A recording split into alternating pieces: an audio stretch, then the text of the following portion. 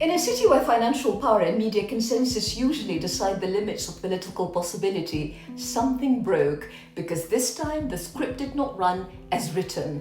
Mamdani defeated a former governor backed by Donald Trump and the donor networks that are used to choosing the winner before the public ever casts a vote. And the accusations came exactly as expected. Radical, communist, Muslim, anti-Semite, the same vocabulary pulled from the same drawer used to silence, to intimidate. They failed, Mamdani won, and he did so against a joint establishment front. Democratic Party leadership withheld support right until the last minute, and even then reluctantly. So this wasn't simply left versus right, it was the real confrontation between the true left and the managerial center that has defined democratic politics for decades. Yes, these were local, not presidential elections, transport, housing, public services, but in New York, local elections are where national currents first reveal themselves, and the current has shifted. What we're witnessing is the stalling of the Trumpian project,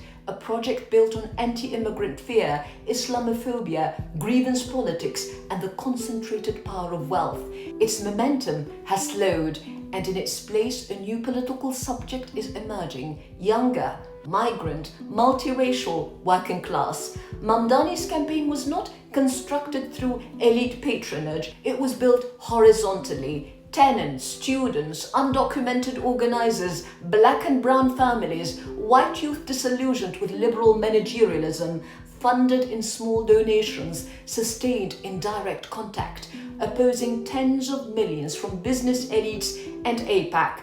The movement out-organized money. And what is happening in New York is not isolated.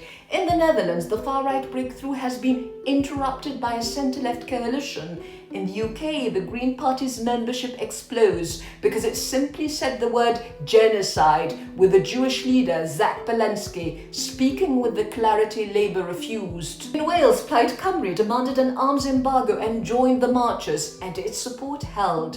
In Ireland, Sinn Féin's stance on Gaza strengthened its base, and Catherine Colony's landslide confirmed something unmistakable: people reward moral clarity. In France, La France Insoumise becomes the principal opposition force, led by the young, the working class, the Muslim, the excluded. Across contexts, the pattern is the same. Moral clarity on Gaza has become the new test of political legitimacy. Why? Because Gaza shattered the machinery of silence. It exposed not only the scale of Israeli violence, the bombardment, the siege, the forced displacement, but the entire apparatus that protected it. Media discipline, donor intimidation, and the weaponization of anti-Semitism to suppress dissent. For almost a decade, right-wing populism defined the horizon of the possible. The centre-right moved right, the centre-left followed, and large parts of the left neutralized themselves, such as to become almost indistinguishable from the right. Then Gaza, and millions went to the streets.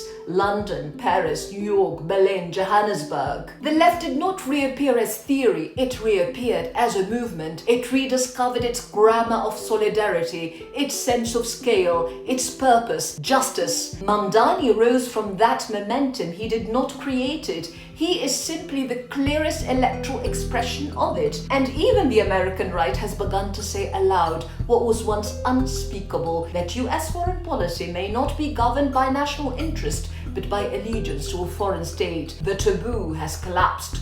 Gaza has suffered annihilation, but it has not been politically silent. It has broken consensus, it has awakened conscience, it has reopened history. Of course, Mamdani's win does not announce a new order, but it reveals that the old one is exhausted. The coordinates have shifted. The public is no longer a spectator.